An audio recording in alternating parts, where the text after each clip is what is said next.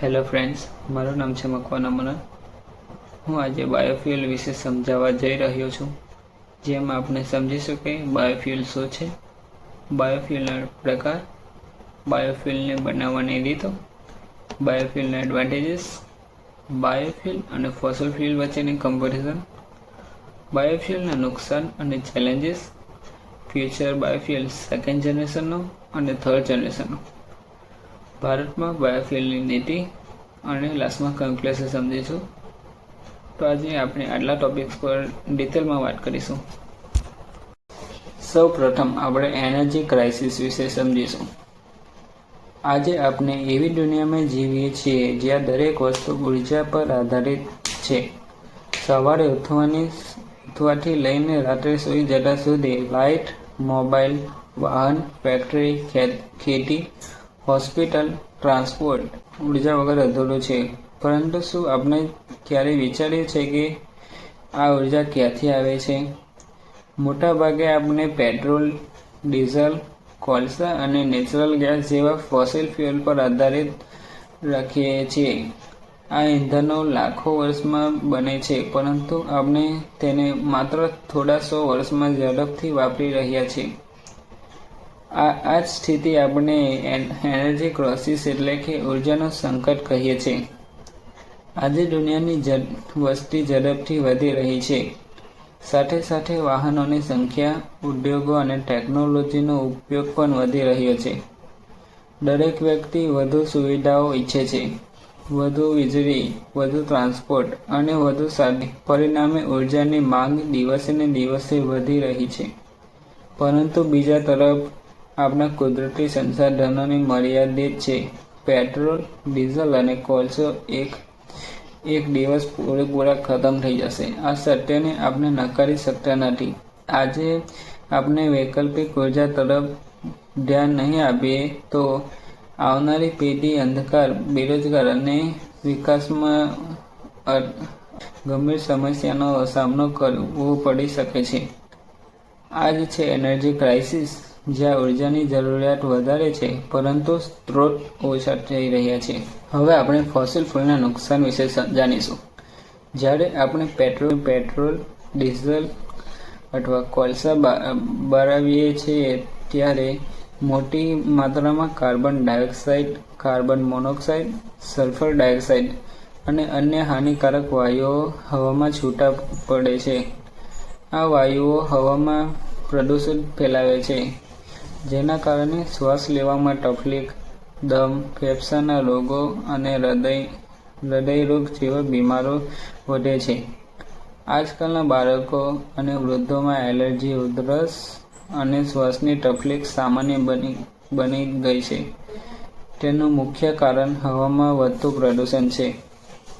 આ સિવાય ફોસિલ ફ્યુઅલનો ઉપયોગ ગ્લોબલ વોર્મિંગ અને ક્લાઇમેટ ચેન્જ જેવી ગંભીર સમસ્યાઓ ઊભી થઈ છે. ધરતીનું તાપમાન વધી રહ્યું છે, બરફના ગ્લેશિયર પીગળી રહ્યા છે, દરિયાના પાણીનું સ્તર ઊંચું થઈ રહ્યું છે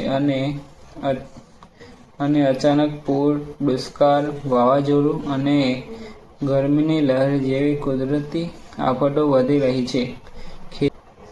ખેતી પર ખરાબ અસર પડી રહી છે. પાણીની અછત વધી રહી છે અને લાખો લોકોના જીવન પર જોખમ ઊભું થઈ રહ્યું છે. આ બધાનું મુખ્ય કારણ છે ફોસિલ ફ્યુઅલનો અતિશય અને બેફામ ઉપયોગ. ફ્યુઅલનો એક મોટો નુકસાન એ પણ છે કે નવીનીકરણ નથી, એટલે કે તે ફરીથી બનાવાતા નથી અને એક વખત તે ખતમ થઈ જાય પછી પાછા મળતા નથી. એટલું જ નહીં, આપણો દેશ મોટાભાગે પેટ્રોલિયમ અને ગેસ આયાત કરે છે, જેના કારણે દેશની આર્થિક સ્થિતિ પર ભાર પડે છે અને વિદેશી ચલણ બહાર જાય છે. એટલે કે ફોસિલ ફ્યુઅલ માત્ર પર્યાવરણ માટે જ નહીં પરંતુ દેશની અર્થવ્યવસ્થા માટે પણ નુકસાન કરે છે. આ તમામ સમસ્યાઓ વચ્ચે હવે પ્રશ્ન ઊભો થાય છે કે શું કોઈ એવો વિકલ્પ છે જે પર્યાવરણને સુરક્ષિત રાખે, ઉર્જાની જરૂરિયાત પૂરી કરે અને ભવિષ્યની પેઢીને બચાવે? તો આ પ્રશ્નનો જવાબ છે બાયોફ્યુલ. હવે આપણે બાયોફ્યુલ વિશે સમજીશું. બાયોફ્યુલ એવું ઇંધણ છે જે જીવંત અથવા કે એક સમય જીવંત રહેલા પદાર્થોમાંથી બને છે, જેમ કે છોડ, પાક, ખેતીના અવશેષો, લાકડું, ગાયનું છાણ, રસોડાનો કચરો અને અન્ય જૈવિક કચરો. એટલે કે કુદરત આપણને જે આપે છે તેનાથી બનતું ઇંધણ એટલે કે બાયોફ્યુલ. આ ફ્યુલ પર્યાવરણને અનુકૂળ છે અને સૌથી મહત્વની વાત છે કે તે નવીનીકરણીય છે, એટલે કે આપણે તેને ફરી બનાવી શકીએ છીએ.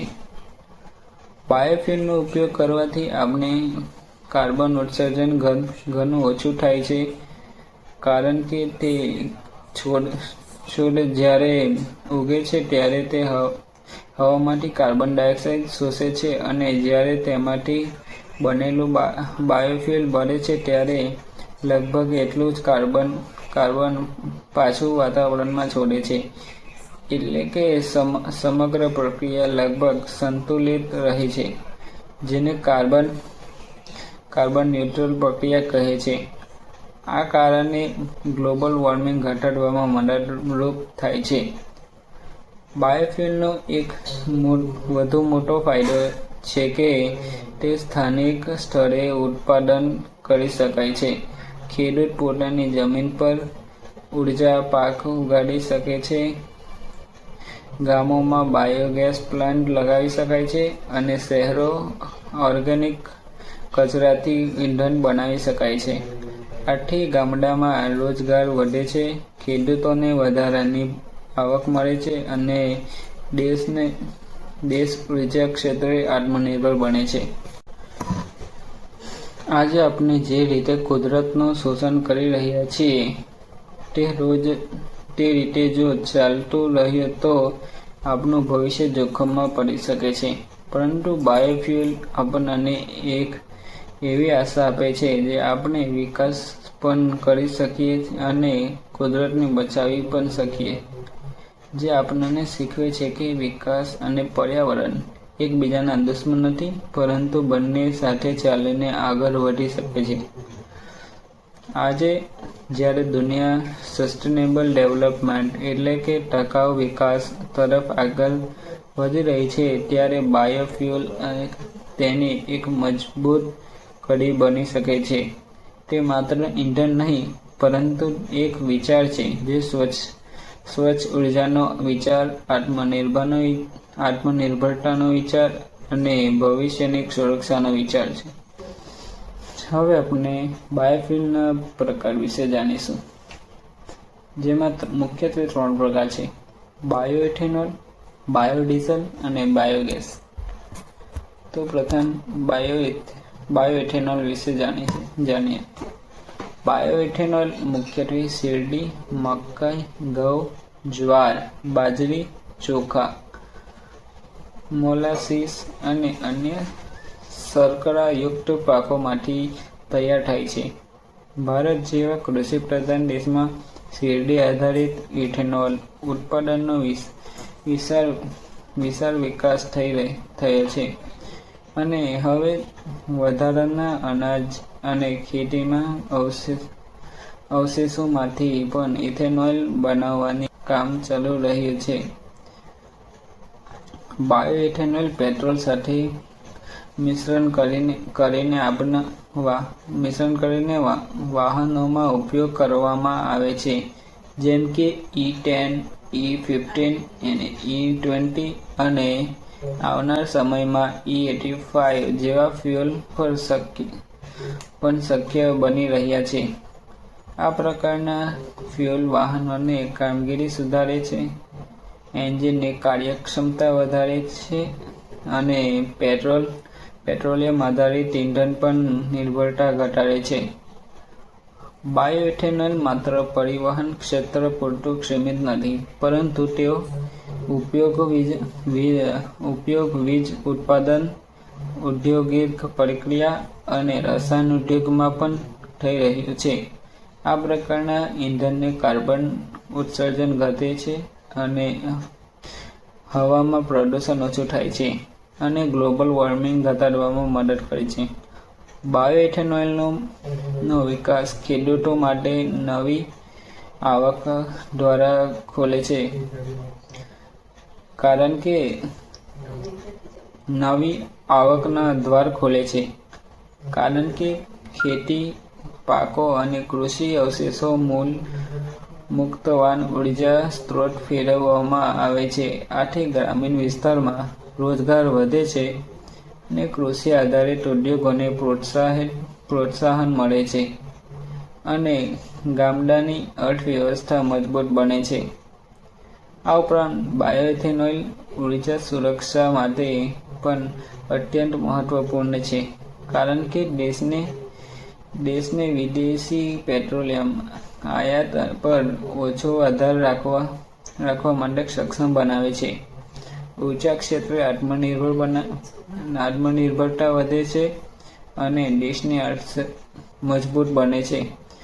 બાયોઇથેનોલ સ્વચ્છ ઉર્જાનો એક મજબૂત આધાર છે અને ભવિષ્યમાં પરિવહન ક્ષેત્ર ઉર્જા જરૂરિયાતનો પૂરી કરવામાં તેની ભૂમિકા વધવાની છે. બાયોફ્યુલનો બીજો પ્રકાર છે બાયોડીઝલ. બાયોડીઝલ મુખ્યત્વે સોયાબીન તેલ, સરસવ તેલ, પામ તેલ, જાત્રોફા જેવા ઉર્જા પાકો, વપરાયેલ રસોઈમાં તેલ અને પશુ ચરબીથી તૈયાર થાય છે. આ બાયોડીઝલ એન્જિનમાં સીધું અથવા મિશ્રણ કરીને વાપરી શકાય છે, જેમ કે B5, B10 અને B20, અને વધુ પ્રમાણમાં પણ તેનો ઉપયોગ શક્ય છે. બાયોડીઝલનો ઉપયોગ બસ, ટ્રક, ટ્રેક્ટર, જનરેટર, કૃષિ મશીનો અને ઔદ્યોગિક સાધનોમાં થાય છે. આ પ્રકારનું ઇંધણ પરંપરાગત ડીઝલની તુલનામાં ઓછું પ્રદૂષણ ફેલાવે છે, સલ્ફર ઉર્જાને ઘટાડે છે અને હવામાં હાનિકારક વાયુઓની માત્રા ઓછી કરે છે.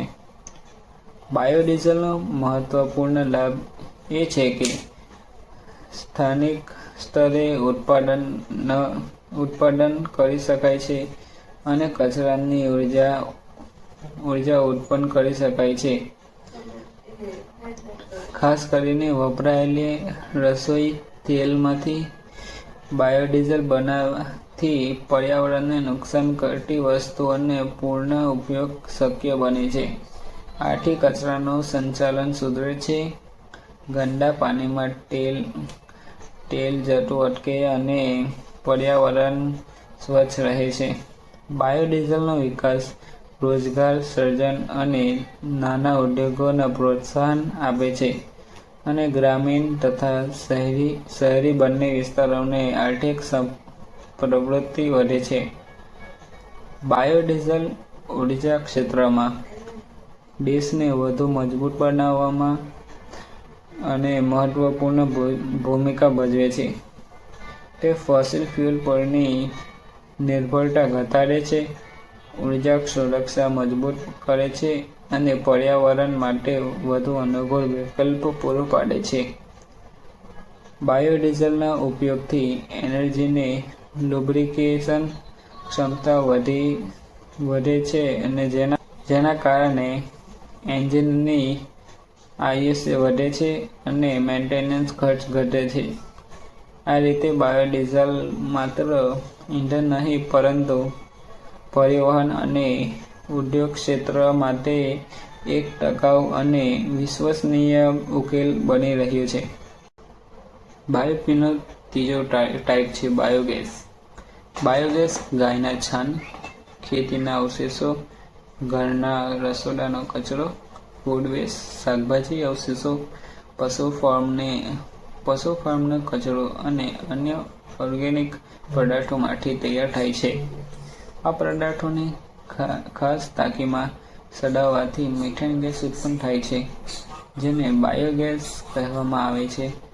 આ ગેસનો ઉપયોગ રસોઈ માટે, વીજ ઉત્પાદન માટે અને ગરમી માટેના નાના ઉદ્યોગોમાં બોઇલર ચલાવવા માટે અને વાહન ઇંધણ તરીકે પણ થઈ રહ્યો છે.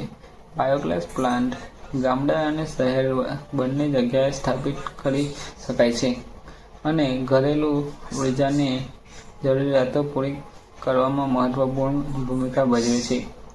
બાયોગેસનું મહત્વ એટલા માટે વધારે છે કારણ કે તે એક સાથે અનેક લાભ આપે છે. તે કચરાને ઉર્જામાં ફેરવે છે, સ્વચ્છતા વધારે છે અને પર્યાવરણમાં દુર્ગંધ અને પ્રદૂષણ ઘટાડે છે. બાયોગેસ પ્લાન્ટમાંથી મળતા અવશેષો ઉત્તમ ખાતર તરીકે ખેતીમાં વપરાય છે, જેના કારણે રાસાયણિક ખાતરની જરૂરિયાત ઘટે છે અને જમીનની ઉપજ ક્ષમતા વધે છે અને ખેતી વધુ ટકાઉ બને છે. આ રીતે બાયોગેસ ખેતી, પર્યાવરણ અને ઉર્જા ક્ષેત્ર ત્રણેય માટે લાભદાયક સાબિત થાય છે. બાયોગેસ ગ્રામીણ વિકાસ માટે પણ અત્યંત મહત્વપૂર્ણ છે. તે ગામડામાં સ્વચ્છ ઇંધણ પૂરું પાડે છે, પરની નિર્ભરતા ઘટાડે છે અને વન વિનાશ રોકે છે અને મહિલાઓ અને બાળકોને ધુમાડાથી થતા આરોગ્યના નુકસાનથી બચાવે છે. બાયોગેસ પ્લાન્ટ સ્થાનિક રોજગાર સર્જે છે, ગ્રામીણ અર્થવ્યવસ્થાને મજબૂત બનાવે છે અને સ્વચ્છ ઉર્જા તરફ ગામડાને. આજના સમયમાં પરંપરાગત બાયોફ્યુલ ઉપરાંત હવે અદ્યતન બાયોફ્યુલ પણ વિકસાવવામાં આવી રહ્યા છે, જે ભવિષ્યની ઉર્જા જરૂરિયાતો પૂરી કરવા માટે મહત્વપૂર્ણ માનવામાં આવે છે. આ પ્રકારના બાયોફ્યુલ ખેતીના કચરા, ઘાસ, લાકડાના ટુકડા, organic waste, municipal solid waste, algae જેવા સ્ત્રોતોમાંથી તૈયાર થાય છે. આ પ્રકારના બાયોફ્યુલ ખાદ્ય પાક પર નિર્ભરતા ઘટાડે છે અને ઉર્જા ઉત્પાદન માટે વધુ ટકાઉ વિકલ્પ પૂરો પાડે છે. સેકન્ડ જનરેશન બાયોફ્યુલ લિગ્નોસેલ્યુલોઝિક બાયોમાસમાંથી બનાવવામાં આવે છે, જ્યારે થર્ડ જનરેશન બાયોફ્યુલ એલ્ગી આધારિત હોય છે, જ્યાં ઓછા પાણી અને ઓછી જમીનમાં પણ ઊંચી ઉર્જા ક્ષમતા ધરાવે છે. અદ્યતન બાયોફ્યુલનો વિકાસ ઉર્જા ક્ષેત્રમાં નવી ક્રાંતિ લાવી શકે છે. તે કચરાનું સંચાલન સુધારે છે, પર્યાવરણ પરનો ભાર ઘટાડે છે અને ઉર્જા ઉત્પાદન માટે વધુ કાર્યક્ષમ વિકલ્પ આપે છે. આ પ્રકારના બાયોફ્યુલથી વીજ ઉત્પાદન, હવાઈ મુસાફરી, જહાજ પરિવહન અને ભારે ઉદ્યોગમાં પણ સ્વચ્છ ઉર્જાનો ઉપયોગ શક્ય બને છે. ભવિષ્યમાં સસ્ટેનેબલ એવિએશન ફ્યુઅલ અને ગ્રીન શિપિંગ માટે બાયોફ્યુલ એક મુખ્ય ઉકેલ બની શકે છે. બાયોઇથેનોલ, બાયોડીઝલ, બાયોગેસ અને અદ્યતન બાયોફ્યુલ આ તમામ પ્રકારનો મળીને પરિવહન, ખેતી, ઉદ્યોગ, ઘરેલું ઉપયોગ અને વીજ ઉત્પાદન જેવા અનેક ક્ષેત્રોમાં ઉર્જાની જરૂરિયાત પૂરી કરે છે. આ બાયોફ્યુલ માત્ર ઇંધણ નહીં, પરંતુ સ્વચ્છ હવા, સ્વસ્થ જીવન અને સુરક્ષિત ભવિષ્ય તરફનું એક મજબૂત પગલું છે.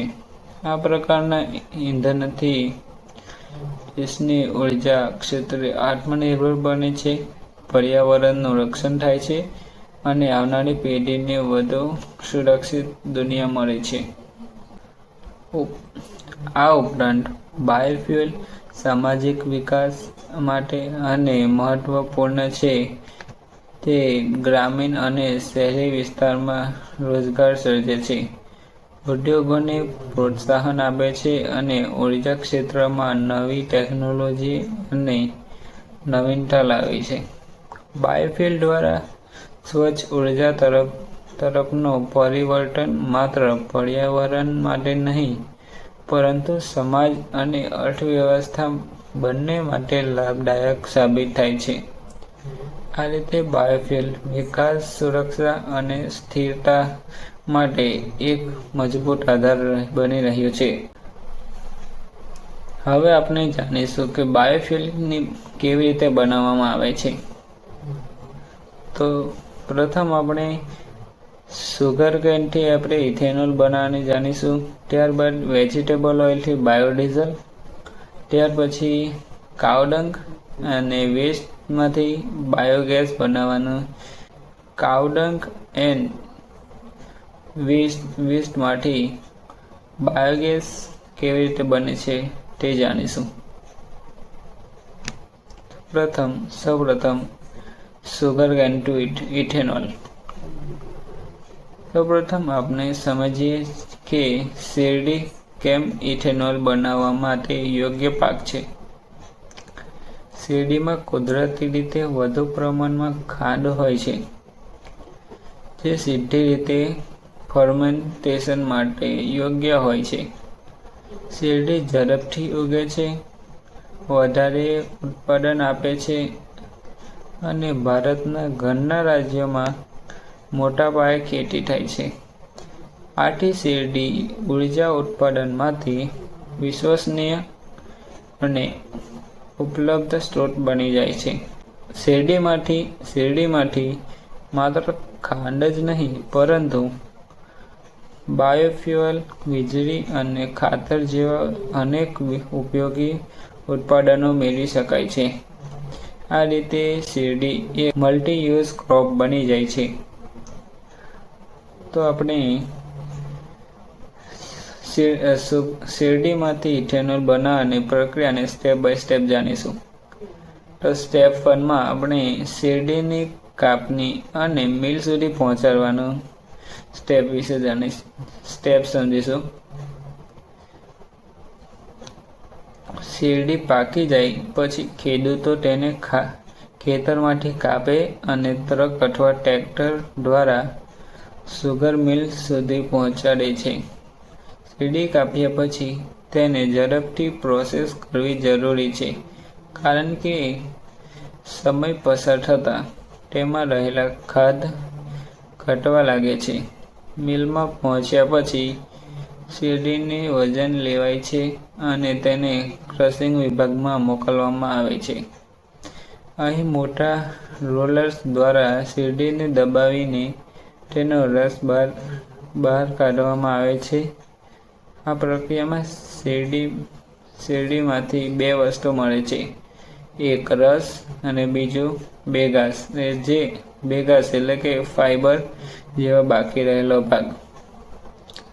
આ બેગાસને બોઇલરમાં બાળીને વીજ ઉત્પાદન કરવામાં આવે છે, જેથી મિલ પોતાની ઉર્જા જરૂરિયાત પોતે જ પૂરી કરી શકે. આથી સમગ્ર પ્રક્રિયા વધુ ટકાઉ અને ઉર્જા કાર્યક્ષમ બને છે. હવે સ્ટેપ 2, રસનું શુદ્ધિકરણ એટલે કે ક્લેરિફિકેશન. શેરડીમાંથી કાઢેલો રસ સીધો ફર્મેન્ટેશન માટે ઉપયોગી નથી, કારણ કે તેમાં આટી, રેસા, બેક્ટેરિયા અને અન્ય અશુદ્ધ પદાર્થો હોય છે. આ અશુદ્ધિઓ ફર્મેન્ટેશન પ્રક્રિયામાં અવરોધ ઊભો કરી શકે છે. તેથી રસને પહેલાં ગરમ કરવામાં આવે છે અને તેમાં ખાસ કેમિકલ્સ ઉમેરવામાં આવે છે, જેથી ગંદકી નીચે બેસી જાય અને ઉપરની શુદ્ધ રસ મળી શકે. આ શુદ્ધ રસને ફિલ્ટર કરીને સ્વચ્છ બનાવવામાં આવે છે. આ પગલું ખૂબ જ મહત્વપૂર્ણ છે, કારણ કે શુદ્ધ રસ સારી રીતે ફર્મેન્ટ થઈ શકે છે. વધુ પ્રમાણમાં ઇથેનોલ ઉત્પન્ન કરી શકે છે. આ પ્રક્રિયા બાદ રસ ફર્મેન્ટેશન માટે તૈયાર બને છે. તો સ્ટેપ 3 ફર્મેન્ટેશન. સમગ્ર પ્રક્રિયાનો સૌથી મહત્વપૂર્ણ તબક્કો છે ફર્મેન્ટેશન. રસને મોટા સ્ટેનલેસ સ્ટીલના ટાંકીમાં ભરવામાં આવે છે. ત્યારબાદ તેમાં યીસ્ટ નામના સૂક્ષ્મજીવો ઉમેરવામાં આવે છે. આ યીસ્ટ રસમાં રહેલી ખાંડને ખાઈને આલ્કોહોલ એટલે કે ઇથેનોલ અને કાર્બન ડાયોક્સાઇડ ગેસમાં બદલી નાખે છે. આ પ્રક્રિયા સામાન્ય રીતે 24 થી 48 કલાક ચાલે છે. આ સમય દરમિયાન રસ ધીમે ધીમે મીઠાશ ગુમાવી આલ્કોહોલ દ્રાવણમાં બદલાઈ જાય છે. આ દ્રાવણને વોશ કહેવામાં આવે છે, જેમાં સામાન્ય રીતે 8% થી 12% સુધી ઇથેનોલ હોય છે. આ પ્રક્રિયા સંપૂર્ણ રીતે કુદરતી અને જૈવિક છે. તેમાં કોઈ ઝેરી રસાયણનો ઉપયોગ થતો નથી. આ દરમિયાન નીકળતો કાર્બન ડાયોક્સાઇડ ગેસ પણ એકત્રિત કરીને સોફ્ટ ડ્રિંક ઉદ્યોગ અને અન્ય ઉપયોગમાં વાપરી શકાય છે. એટલે કે અહીં પણ કચરો નહીં પરંતુ ઉપયોગી ઉત્પાદન મળે છે. હવે સ્ટેપ 4 ડિસ્ટિલેશન. ફર્મેન્ટેશન પછી મળેલા વોશમાં ઇથેનોલ અને પાણીનું મિશ્રણ હોય છે. હવે આ બંનેને અલગ કરવું જરૂરી છે. આ માટે ડિસ્ટિલેશન પ્રક્રિયા અપનાવવામાં આવે છે. આ પ્રક્રિયા દ્રાવણ ગરમ કરવામાં આવે છે, કારણ કે ઇથેનોલ પાણી કરતાં ઓછા તાપમાને ઉડી જાય છે અને પહેલા વાષ્પ સ્વરૂપે જાય છે.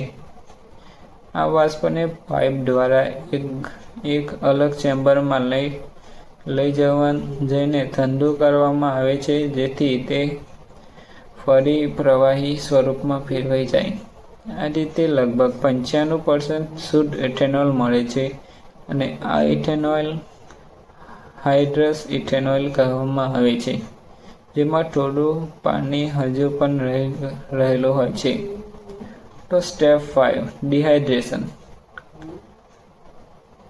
આ ઇંધણ તરીકે ઉપયોગ કરવા માટે ઇથેનોલને લગભગ 99% શુદ્ધ બનાવવું જરૂરી છે, કારણ કે પાણી રહેલું ઇથેનોલ પેટ્રોલ સાથે સારી રીતે મિશ્ર થતું નથી. તેથી ડિસ્ટિલેશન પછી મળેલા ઇથેનોલમાંથી બાકી રહેલું પાણી દૂર કરવા માટે ડિહાઇડ્રેશન ટેકનોલોજીનો ઉપયોગ કરવામાં આવે છે. આ માટે ખાસ મોલિક્યુલર સીવ્સ અથવા અન્ય આધુનિક સાધનોનો ઉપયોગ થાય છે. આ પ્રક્રિયા બાદ ઇથેનોલ એનહાઇડ્રેટ ઇથેનોલ કહેવામાં આવે છે, જે વાહન ઇંધણ માટે સંપૂર્ણ રીતે યોગ્ય હોય છે. તો સ્ટેપ 5 સ્ટોરેજ અને પેટ્રોલ માટે મિશ્રણ. તૈયાર થયેલા એનહાઇડ્રેટ ઇથેનોલ મોટા સ્ટોરેજ ટેન્કમાં સંગ્રહિત કરવામાં આવે છે. ત્યારબાદ તેને ઓઇલ માર્કેટિંગ કંપનીઓ સુધી મોકલવામાં આવે છે, જ્યાં તે પેટ્રોલ સાથે મિશ્રણ કરવામાં આવે છે. અને ઉદાહરણ તરીકે E10 = 10% ઇથેનોલ અને 90% પેટ્રોલ, અને E20 એટલે કે 20% ઇથેનોલ અને 80% પેટ્રોલ. આ મિશ્રણ ફ્યુઅલ પેટ્રોલ પંપ અને ઉપલબ્ધ થાય છે અને વાહનોમાં ઉપયોગ થાય છે. શેરડી માટે ઇથેનોલ પ્રક્રિયાથી વધારાના થતા ફાયદા. ખેડૂતોને લાભ થાય છે. શેરડી માટે સ્થિર માંગ વધે છે અને ભાવ સુરક્ષા મળે છે અને આવકમાં વધારો થાય છે. ગ્રામીણ રોજગાર. મિલો, ડિસ્ટિલરી અને ટ્રાન્સપોર્ટ ક્ષેત્રમાં વધે છે. પર્યાવરણની સુરક્ષા. કાર્બન ઉત્સર્જન ઘટે છે અને હવા સ્વચ્છ બને છે. ઉર્જા સુરક્ષા. પેટ્રોલ આયાત પર આધાર ઘટે છે અને દેશ આત્મનિર્ભર બને છે. Zero waste system. બેગાસથી વીજળી, મોલાસીસથી ઇથેનોલ અને બાકી અવશેષથી ખાતર બનાવવામાં આવે છે, તો કોઈ પ્રકારનો વેસ્ટ રહેતો નથી. હવે આપણે જાણીશું વેજીટેબલ ઓઇલથી બાયોડીઝલ બનાવવાની પ્રક્રિયાને. તો સ્ટેપ 1, વનસ્પતિ તેલ એકત્રિત કરવું અને શુદ્ધિકરણ કરવી.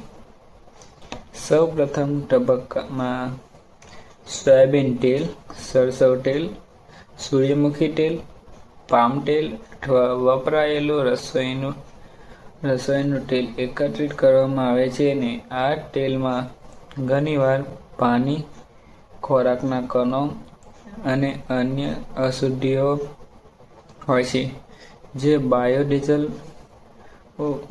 ઉત્પાદન દરમિયાન સમસ્યા ઊભી કરે છે.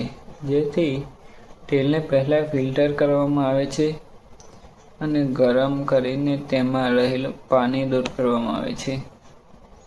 આ પ્રક્રિયા ખૂબ જ જરૂરી છે, કારણ કે ભેજ અને ગંદકી હોય તો રાસાયણિક પ્રક્રિયામાં યોગ્ય રીતે નથી થતી અને બાયોડીઝલની ગુણવત્તા ઘટે છે. શુદ્ધ તેલ જ ઉચ્ચ ગુણવત્તાવાળું બાયોડીઝલ બનાવવામાં ઉપયોગી છે. ટ્રાન્સેસ્ટરીફિકેશન પ્રક્રિયા. આ પ્રક્રિયામાં વનસ્પતિ તેલને આલ્કોહોલ સામાન્ય રીતે મિથેનોલ અથવા ઇથેનોલ અને એક કેટાલિસ્ટ જેમ કે સોડિયમ ડાયોક્સાઇડ અથવા પોટેશિયમ ડાયોક્સાઇડ સાથે મિશ્રણ કરવામાં આવે છે. વનસ્પતિ તેલ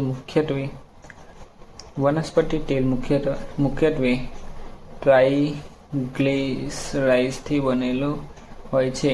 જ્યારે તે આલ્કોહોલ કેટાલિસ્ટ સાથે પ્રક્રિયા કરે છે, ત્યારે તે ફેટી એસિડ મિથેનોઇલ એસ્ટર FAME માં બદલાય છે, જેને આપણે બાયોડીઝલ કહીએ છીએ, અને સાથે ગ્લિસરીન નામનું બાય પ્રોડક્ટ બને છે. આ પ્રક્રિયામાં સામાન્ય રીતે 1-2 કલાક ચાલે છે અને મધ્યમ તાપમાન પર કરવામાં આવે તો પ્રક્રિયા પૂરી થતાં પછી મિશ્રણને સ્થિર રાખવામાં આવે છે, જેથી બાયોડીઝલ ઉપર તરે અને ગ્લિસરીન નીચે બેસી જાય. સ્ટેપ 3, બાયોડીઝલ અને ગ્લિસરીન અલગ કરવું.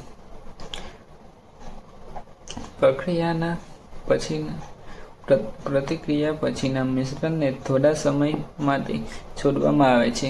ભારે ગ્લિસરીન નીચે બેસી જાય છે અને ઉપર હળવો બાયોડીઝલ અલગ થઈ જાય છે. ત્યારબાદ ગ્લિસરીન અલગ કાઢવામાં આવે છે અને આ ગ્લિસરીનનો ઉપયોગ સોપ, કોસ્મેટિક્સ અને ફાર્માસ્યુટિકલ ઉદ્યોગમાં થાય છે. આ તબક્કા પછી મળતું બાયોડીઝલ હજી સંપૂર્ણ રીતે શુદ્ધ હોતું નથી. માં થોડું આલ્કોહોલ, કેટાલિસ્ટ અને સોપ જેવા પદાર્થો રહેલા હોય છે, જેથી તેને આગળની પ્રક્રિયા માટે મોકલવામાં આવે છે. બાયોડીઝલનું ધોવું. સ્ટેપ 4, બાયોડીઝલનું ધોવું વોશિંગ કરવું. બાયોડીઝલને શુદ્ધ કરવા માટે તેને પાણીથી ધોવામાં આવે છે. આ પ્રક્રિયામાં બાયોડીઝલની રહેલા બાકી કેમિકલ્સ, કેટાલિસ્ટ અને અશુદ્ધિઓ દૂર થઈ જાય છે. ધોવાણ દરમિયાન પાણી નીચે બેસી જાય છે અને બાયોડીઝલ ઉપર રહે છે. આ પ્રક્રિયા એકથી વધુ વખતે કરવામાં આવે છે જ્યાં સુધી બાયોડીઝલ સંપૂર્ણ રીતે સ્વચ્છ ન બની જાય. આજકાલ કેટલીક આધુનિક ટેકનોલોજીમાં ડ્રાય વોશિંગ પદ્ધતિ પણ વપરાય છે, જેમાં ખાસ રેઝિન અને ફિલ્ટર દ્વારા શુદ્ધિકરણ કરવામાં આવે છે. હવે સ્ટેપ 5, સૂકવવું અને ગુણવત્તા તપાસવી.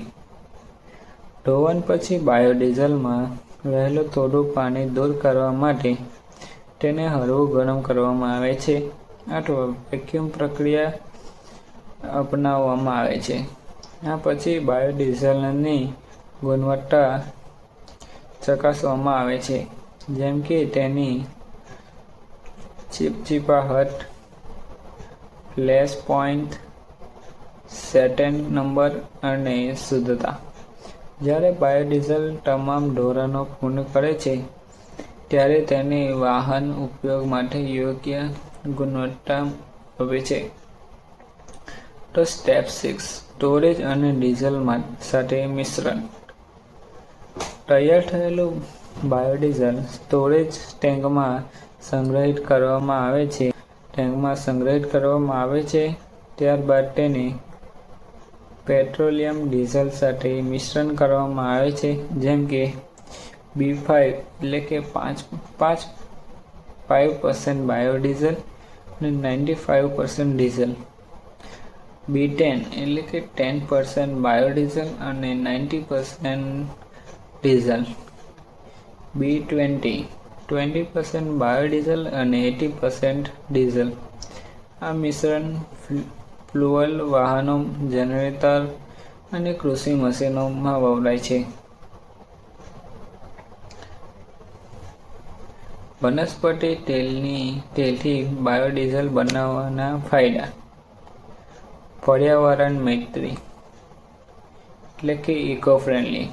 કાર્બન મોનોક્સાઇડ, સલ્ફર અને ધુમાડો ઓછો નીકળે છે. નવીકરણીય ઉર્જા સ્ત્રોત એટલે રિન્યુએબલ એનર્જી સ્ત્રોત છે. વનસ્પતિ પાક ફરીથી ઉગાડીને ફરી ઉપયોગ કરી શકાય છે. ઉર્જાનો આત્મનિર્ભરતા. ડીઝલ આયાત પર આધાર ઘટે છે. કચરાનો સારો ઉપયોગ. વપરાયેલી રસોઈ તેલ બાયોડીઝલ ફેરવવામાં આવે છે તો વેસ્ટ પણ ખૂબ જ ઓછો મળે છે. ગ્રામીણ વિકાસ.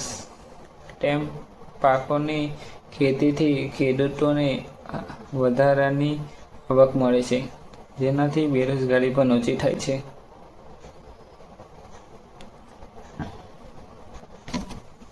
તો મિત્રો, હવે આપણે જાણીશું કાઉ ડંગ અને વેસ્ટથી બાયોગેસ બનાવવાની પ્રક્રિયા વિશે. તો સ્ટેપ 1માં આપણે કાચો માલ એકત્રિત કરવો. પછી ત્યારબાદ તેને સૌપ્રથમ તબક્કામાં ગાય, ભેંસ અને અન્ય પશુઓના છાણ એકત્રિત કરવામાં આવે છે. સાથે સાથે રસોડાનો કચરો, શાકભાજીના છોડ અને ખોરાકના અવશેષો, ખેતી કચરો અને અન્ય જૈવિક પદાર્થો પણ ભેગા કરવામાં આવે છે. આ બધા પદાર્થોને બાયોડિગ્રેડેબલ એટલે કે કુદરતી રીતે સડી શકે એવા હોવા જોઈએ. આ કાચા માલને એક જગ્યા પર ભેગું કરીને મોટા ટાંકો અથવા કે ખાડામાં લાવવામાં આવે છે. આ તબક્કામાં પ્લાસ્ટિક, કાચ, ધાતુ જેવા અજીવ કચરાને અલગ કરી નાખવામાં આવે છે, કારણ કે તે બાયોગેસ ઉત્પન્ન પ્રક્રિયામાં અવરોધ ઊભો કરી શકે છે. હવે સ્ટેપ 2, મિશ્રણ બનાવવું.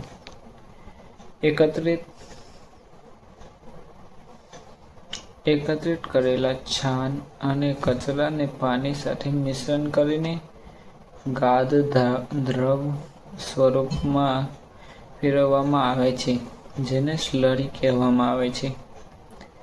સામાન્ય રીતે છાણ અને પાણીનું પ્રમાણ 1:1 રાખવામાં આવે છે. આ સ્લરી સરળતાથી પાઇપ દ્વારા ડાયજેસ્ટમાં પ્રવેશી શકે તેવી હોવી જોઈએ. આ પગલું ખૂબ જ મહત્વપૂર્ણ છે, કારણ કે યોગ્ય મિશ્રણ વગર બેક્ટેરિયા યોગ્ય રીતે કાર્ય કરી શકતા નથી અને બાયોગેસ ઉત્પાદન ઓછા પછી તેને ઇનલેટ પાઇપ દ્વારા બાયોગેસ પ્લાન્ટ મુખ્ય ટાંકા જેને ડાયજેસ્ટ કહેવામાં આવે છે તેમાં મોકલવામાં આવે છે. હવે સ્ટેપ 3 માં ડાયજેસ્ટરમાં એનએરોબિક ડિકમ્પોઝિશન. હવે સ્ટેપ 3 માં ડાયજેસ્ટરમાં એનએરોબિક ડિકમ્પોઝિટર એ હવામાંથી સંપૂર્ણ રીતે બંધ કરાયેલી ટાંકી હોય છે. અહીં અંદર ઓક્સિજન વગરના વાતાવરણમાં ખાસ પ્રકારના બેક્ટેરિયા સ્લરી તોડવાની પ્રક્રિયા શરૂ કરે છે. આ પ્રક્રિયાને એનએરોબિક ડાયજેસ્ટ કહેવામાં આવે છે. આ સમગ્ર પ્રક્રિયા 4 તબક્કામાં થાય છે. હાઇડ્રોલિસિસ. મોટા જૈવિક અણુઓ નાના ભાગમાં તૂટે છે. એસિડોજેનેસિસ. નાના અણુઓ એસિડ બદલાય છે. આ પ્રક્રિયા 4 તબક્કામાં થાય છે. તબક્કો 1 એટલે કે હાઇડ્રોલિસિસ, જેમાં જૈવિક અણુઓ નાના ભાગમાં તૂટે છે. સેકન્ડ, એસિડોજેનેસિસ. નાના અણુઓ એસિડમાં બદલાય છે. થર્ડ, એસિટોજેનેસિસ. એસિટિક એસિડમાં ફેરવાય છે. અને ફોર્થ, મેથેનોજેનેસિસ. બેક્ટેરિયા એસિડ અને હાઇડ્રોજનમાંથી મિથેન ગેસ બનાવે છે. આ સમગ્ર પ્રક્રિયા મુખ્યત્વે મિથેન, CO4 અને કાર્બન ડાયોક્સાઇડ CO2 ગેસ ઉત્પન્ન થાય છે. આ મિશ્રણને બાયોગેસ કહેવામાં આવે છે. સામાન્ય રીતે બાયોગેસમાં 55 to 65% મિથેન હોય છે અને તેને દહનક્ષમ અને ઉર્જાસભર બનાવે છે. સ્ટેપ 4, બાયોગેસ સંગ્રહ. ડાયજેસ્ટરમાં ઉત્પન્ન થયેલો બાયોગેસ ઉપર તરફ ભેગો થાય છે અને ત્યાંથી તે ગેસ પાઇપ દ્વારા ગેસ હોલ્ડર અથવા સ્ટોરેજ ચેમ્બર સુધી પહોંચે છે. ગેસ હોલ્ડર લવચીક કે કઠોર હોય છે અને તેમાં ગેસ સુરક્ષિત રીતે સંગ્રહિત થાય છે. આ ગેસને સીધા રસોઈમાં વાપરી શકાય છે અથવા ગેસ જનરેટર દ્વારા વીજ ઉત્પાદન માટે પણ ઉપયોગ કરી શકાય છે. આજકાલના આધુનિક પ્લાન્ટમાં બાયોગેસને શુદ્ધ કરીને CBG કમ્પ્રેસ્ડ બાયોગેસ બનાવવામાં આવે છે, જેને વાહન ઇંધણ તરીકે પણ વાપરી શકાય છે. સ્ટેપ 5, સ્લરી બહાર કાઢવી.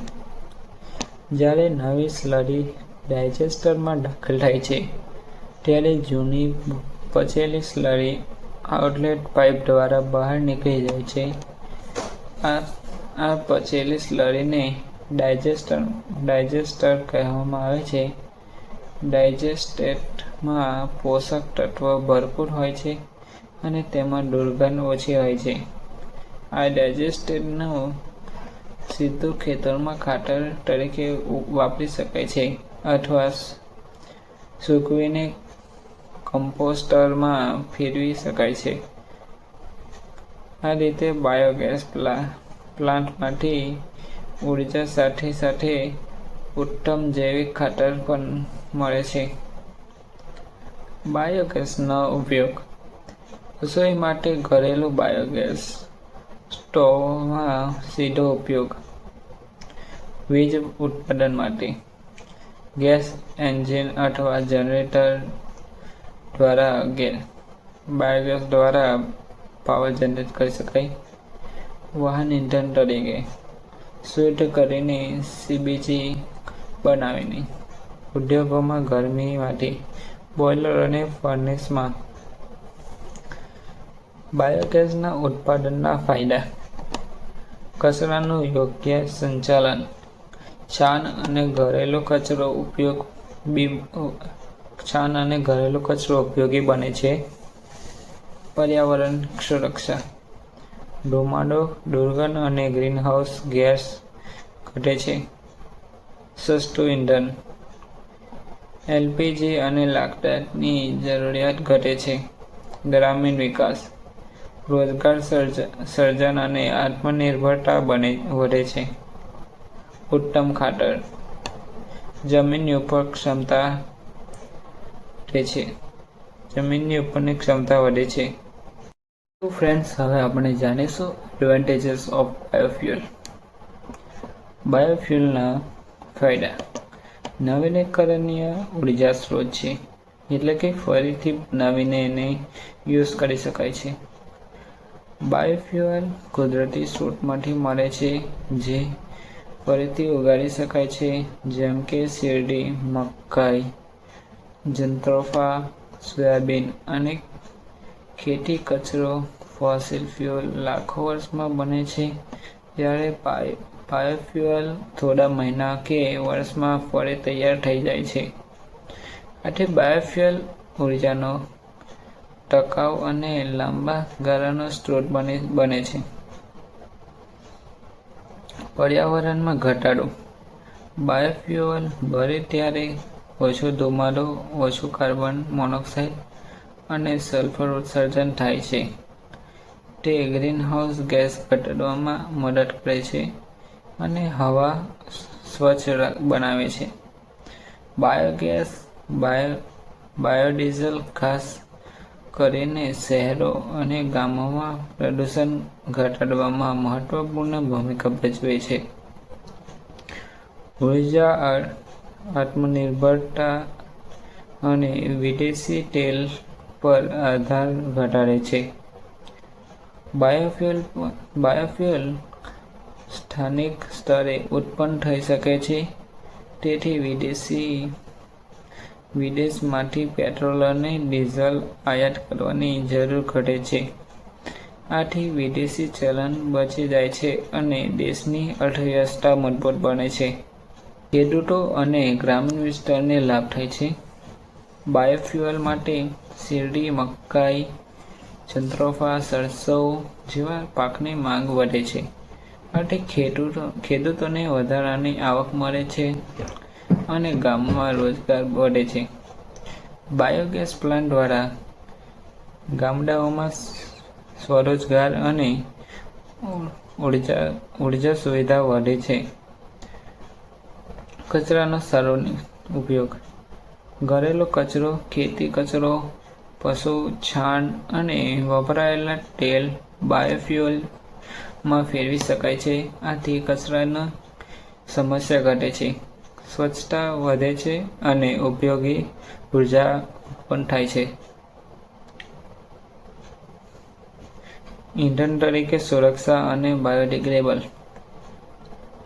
બાયોફ્યુઅલ ઝેરી નથી, ઝડપથી વિઘટન પામે છે અને જમીનને પાણીમાં ભરે છે, તો મોટા નુકસાન કરતા નથી. તે ફોસિલ ફ્યુઅલની તુલનામાં વધુ સલામત ગણાય છે. વર્તમાન એન્જિનિયરિંગમાં સરળ ઉપયોગ. ઇથેનોલ બાયોડીઝલ પેટ્રોલ અને ડીઝલ સાથે મિશ્ર કરીને વર્તમાન વાહનોમાં મોટા ફેરફાર વિના વાપરી શકાય છે, જેમ કે E10, E20, B5, B20 જેવા બ્લેન્ડ સામાન્ય વાહનો માટે યોગ્ય બને છે. સાઇડ પ્રોડક્ટ્સથી વધારાનો લાભ. બાયોફ્યુઅલ ઉત્પાદન દરમિયાન મળતા બાયોફ્યુઅલ જેમ કે ગ્લિસરીન અને બાયોગેસ સ્લરી ઉત્તમ ખાતર, સાબુ ઉદ્યોગ અને અન્ય ઉપયોગમાં કામ લાગે છે. આથી સમગ્ર પ્રક્રિયા વધુ આર્થિક અને ટકાઉ બને છે. જલવાયુ પરિવર્તન સાથે લડવામાં મદદ. બાયોફ્યુલ કાર્બન ન્યુટ્રલ ગણાય છે કારણ કે છોડ જ્યારે ઉગે છે ત્યારે જેટલો CO2 શોષે છે તે લગભગ એટલો જ બળતી વખતે બહાર આવે છે. આથી વૈશ્વિક તાપમાન ઘટાડવામાં મદદ કરે છે. ઉર્જાના સ્વરૂપ રૂપે વિવિધ ઉપયોગ. બાયોફ્યુઅલનો ઉપયોગ રસોઈ, વીજ ઉત્પાદન, વાહન ઇંધન ઉદ્યોગો અને ખેતી મશીનોમાં થઈ શકે છે. આથી તે ઉર્જાનો બહુવિધ ઉપયોગ સ્ત્રોત બની જાય છે. ઓકે તો ફ્રેન્ડ્સ, હવે આપણે બાયોફ્યુલ અને ફોસિલ ફ્યુલ વચ્ચેનું કમ્પેરિઝન જોઈશું. ફોસિલ ફ્યુલ જેમ કે પેટ્રોલ, ડીઝલ અને કોલસો લાખો વર્ષમાં બને છે. એકવાર ખતમ થયા પછી તે ફરીથી મળતા નથી. જ્યારે બાયોફ્યુલ પાક, કચરો અને જૈવિક પદાર્થમાંથી બને છે અને થોડા મહિનામાં કે વર્ષોમાં ફરી તૈયાર થઈ શકે છે. એટલે બાયોફ્યુલ નવીનીકરણીય ઉર્જા સ્ત્રોત છે. નવીનીકરણ ઉર્જા સ્ત્રોત એટલે કે રિન્યુએબલ એનર્જી સ્ત્રોત. જ્યારે ફોસિલ ફ્યુલ એટલે નવીનીકરણીય નથી, જે એક જ વાર યુઝ થાય છે, બીજી વાર તેને બનાવી શકાતું નથી. ફોસિલ ફ્યુલ બળે ત્યારે ભારે પ્રમાણમાં કાર્બન ડાયોક્સાઇડ, સલ્ફર ડાયોક્સાઇડ અને ઝેરી વાયુઓ બહાર આવે છે. આથી હવા પ્રદૂષિત થાય છે, લોકોમાં દમ, એલર્જી, હૃદય રોગ અને વધે છે અને ક્લાઇમેટ ચેન્જ ઝડપ પકડે છે. જ્યારે બાયોફ્યુલ બળે ત્યારે ઓછું પ્રદૂષણ થાય છે અને લગભગ કાર્બન ન્યુટ્રલ ગણાય છે, કારણ કે છોડ ઉગતી વખતે જેટલો CO2 શોષે છે લગભગ એટલું જ બળતી વખતે બહાર આવે છે. આર્થિક રીતે પણ બંનેમાં મોટો ફરક છે. ફોસિલ ફ્યુલ માટે ભારતના વિદેશ પર આધાર રાખવો પડે છે, જ્યારે બાયોફ્યુલ દેશમાં જ ઉત્પન્ન થાય છે. એટલે કે બાયોફ્યુલ દેશને ઉર્જા ક્ષેત્રે આત્મનિર્ભર બનાવે છે, વિદેશી ચલણ બચાવે છે અને સ્થાનિક ઉર્જાને પ્રોત્સાહન આપે છે. ફોસિલ ફ્યુલ પર આધારિત વિકાસ લાંબા ગાળે ટકાઉ નથી, કારણ કે પર્યાવરણને નુકસાન પહોંચાડે છે અને સંસાધનોને ખતમ કરે છે. જ્યારે બાયોફ્યુલ આધારિત વિકાસ પર્યાવરણને બચાવે છે અને ઉર્જાની જરૂરિયાત પૂરી કરે છે અને ભવિષ્યની પેઢીને સુરક્ષિત રાખે છે. એટલે આપણે કહી શકાય કે ફોસિલ ફ્યુલ ભૂતકાળનું ઇંધણ છે, જ્યારે બાયોફ્યુલ એ ભવિષ્યનું ઇંધણ છે. તો ફ્રેન્ડ્સ, હવે આપણે જાણીશું બાયોફ્યુલના નુકસાન અને પડકાર. પડકાર એટલે ચેલેન્જીસ. ઉત્પાદન ખર્ચ વધારે છે. બાયોફ્યુલ બનાવવાનો ખર્ચ ફોસિલ ફ્યુલની તુલનામાં વધારે છે. ટેકનોલોજી અને ફેક્ટરી સ્થાપના માટે વધુ પૈસા લગાડવાની જરૂર પડે છે. ખાદ્ય પાક અને અસર. કેટલીક બાયોફ્યુલ કાચા માલ તરીકે શક્કરકંદ, ભાત, મકાઈ વગેરે ઉપયોગ થાય છે, જેનાથી ખાદ્ય ઉત્પાદન ઘટી શકે છે અને અન્નનો ભાવ વધી જાય છે. જમીન અને પાણીની જરૂરિયાત વધારે. બાયોફ્યુલ માટે ઊંચા પ્રમાણમાં જમીન અને પાણી જરૂરી છે, જે ખેતી માટે જમીન અને પાણી પર દબાણ પેદા કરે છે. ઉત્સર્જન. હવા મેળવવાની દ્રષ્ટિએ બાયોફ્યુલ ફોસિલ ફ્યુલ કરતાં ઓછું સારું છે, પરંતુ કેટલીક પ્રોસેસ દરમિયાન કાર્બન ડાયોક્સાઇડ અને મીઠા ગેસનું ઉત્સર્જન થાય છે. ટ્રાન્સપોર્ટ અને સ્ટોરેજની સમસ્યા. બાયોફ્યુલ લાંબી દૂરી સુધી સ્ટોર અને ટ્રાન્સપોર્ટ કરવા માટે યોગ્ય નથી. તેમાં બેક્ટેરિયા ફૂલવું અને ડિગ્રેડેશન થઈ શકે છે. ટેકનિકલ પડકારો. બાયોફ્યુલને હાલના મોટા એન્જિન્સ અને ઇંધણ સિસ્ટમમાં ઉપયોગ માટે સુધારાની જરૂર છે. કેટલીક ગાડીઓ અને મશીનો બાયોફ્યુલ સાથે સારી રીતે કામ ન કરતા હોય. હવે આપણે વાત કરશું ફ્યુચર બાયોફ્યુલ સેકન્ડ જનરેશન અને થર્ડ જનરેશન વિશે. હવે હાલ સુધી આપણે જે બાયોફ્યુલ વાપરી રહ્યા છીએ તે મુખ્યત્વે શેરડી, મકાઈ, તેલ, પાક પરથી બને છે. પરંતુ આમાં એક સમસ્યા છે. ખોરાક અને ઇંધણ વચ્ચે સ્પર્ધા છે. એટલે કે હવે દુનિયા આગળ વધી રહી છે સેકન્ડ જનરેશન અને થર્ડ જનરેશન તરફ. સેકન્ડ જનરેશનમાં બાયોફ્યુલ ખેતી કચરો, ઘાસ, પરાળી, લાકડા, ટુકડા અને ફૂડ પ્રોસેસિંગ વેસ્ટમાંથી બને છે. આ વસ્તુઓ સામાન્ય રીતે બળી જાય છે અથવા કે કચરામાં ફેંકી દેવામાં આવે છે, જેના કારણે પ્રદૂષણ થાય છે. હવે એ જ કચરામાંથી ઇંધણ બનાવી શકાય છે. આથી એક તરફ કચરો ઘટે અને બીજી તરફ ખોરાક પાક પર દબાણ પણ ઘટે છે.